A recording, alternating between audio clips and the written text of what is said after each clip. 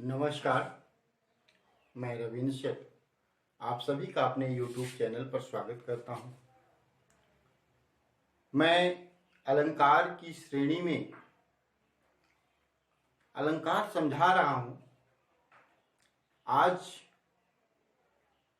आज के इस वीडियो में मैं आपको लेकर के आया हूं अलंकार के जो दो नए अलंकार हैं, एक पुनरुक्ति प्रकाश अलंकार और दूसरा मानवीकरण अलंकार।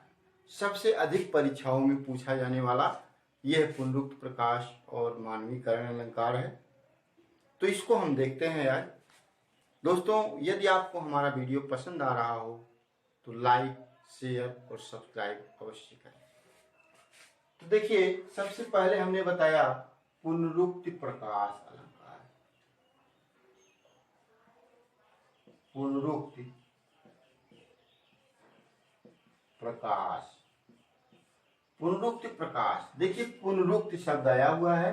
पुनरुक्ति मतलब पुनरावृत्ति, यानी कि बार उसकी आवृत्ति, पुनः आवृत्ति हो रही हो। जैसे हमने आपको यह बताया था अभी कि पुनरुक्ति प्रकाश अलंकार, क्या नाम है, यमक अलंकार को हमने बताया था आपको कि एक ही शब्द एक से अधिक बार आ रहा है लेकिन उसका अर्थ अलग अलग हो रहा है, तो वह क्या होता है, यमक अलंकार होता है। यहां भी एक शब्द एक से अधिक बार आएगा लेकिन उसका अर्थ वही रहेगा।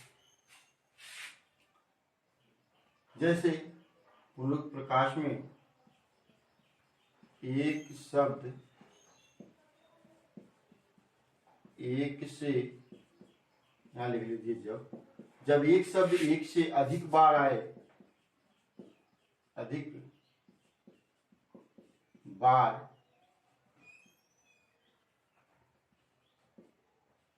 लगातार आए और परिभाषा और हम स्पष्ट करते हैं, और उनके बीच में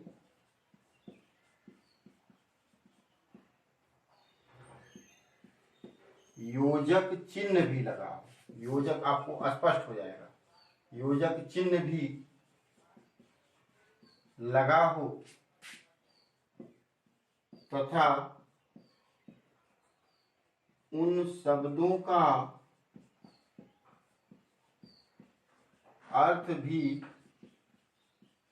वही रहे। कहने का मतलब जो लिखा हो वही अर्थ रहे, दूसरा न रहे। तो वहां पर कौन सा अलंकार होता है, पुनरुक्ति प्रकाश। जैसे आपको हम उदाहरण बताएं कि बार बार मुझे दिखाओ कोठारू, बार बार मुझे दिखाओ कोठारू, दिखाओ कुठारू, चाहत उड़ावन फूंक पहाड़ू, चाहत उड़ावन फूंक पहाड़ू। तो देखिए यहाँ पे बार बार आ रहा है। देखिए यहाँ पे योजक चिन्ह भी लगा हुआ है और बार बार एक ही शब्द आया। इस बार का अर्थ वही बार बार रिपीट हो रहा है, तो इसका अर्थ भी वही हो रहा है। परिभाषा पे देखिए सटीक आ रहा है। तो ऐसे शब्द जब आने लगे वहां पर पुनरुक्ति प्रकाश अलंकार होता है। जैसे ऐसे शब्द जैसे कभी कभी आ गए, कभी कभी, देख देख, योजक चिन्ह जरूर लगा रहेगा, देख देख। इस प्रकार से जब कभी भी बार बार शब्द, दो शब्द या तीन शब्द, दिन जल्दी जल्दी ढलता है। आपको हम कह दें कि दिन, बच्चन जी की कविता है, जल्दी जल्दी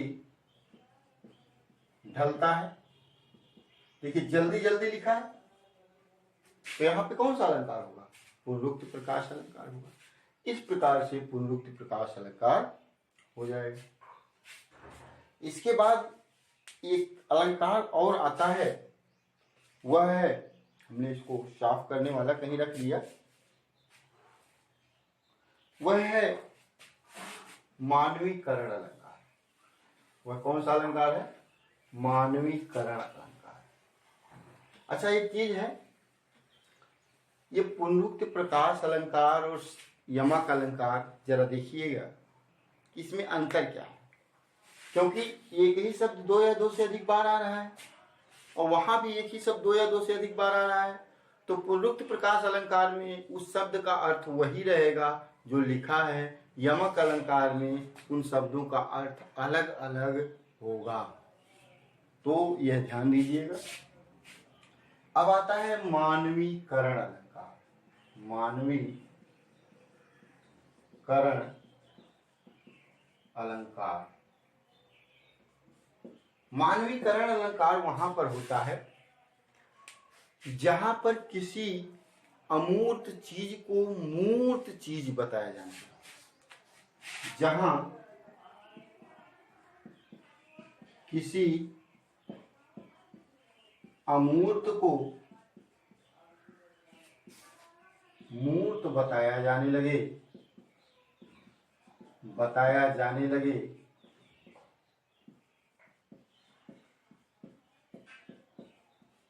वहां पर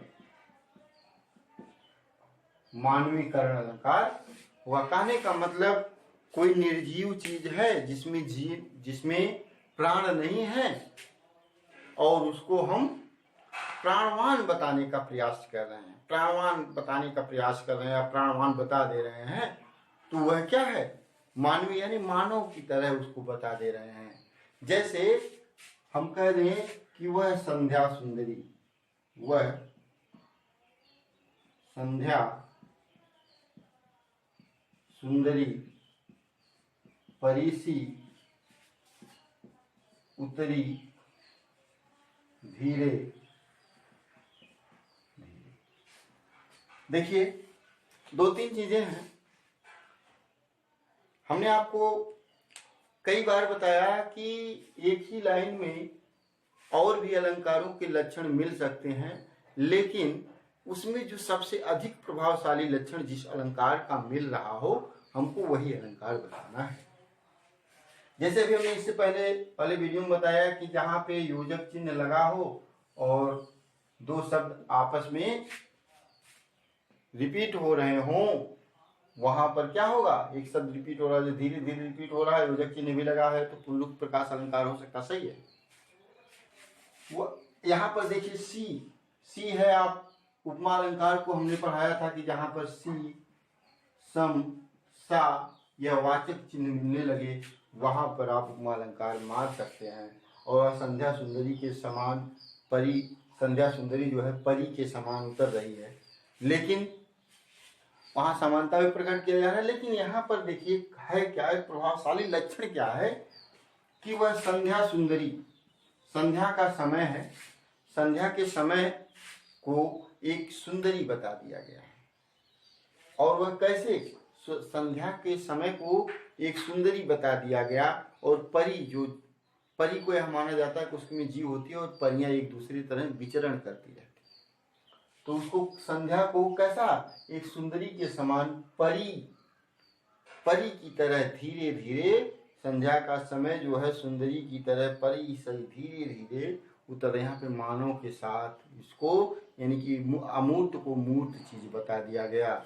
इसीलिए यहाँ पर क्या होगा? मानवीकरण अलंकार। जैसे और भी एक उदाहरण हम आपको बताते हैं कि पतझड़ था,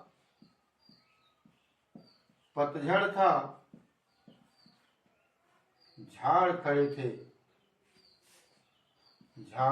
थे, इस सूखे से फुलवारी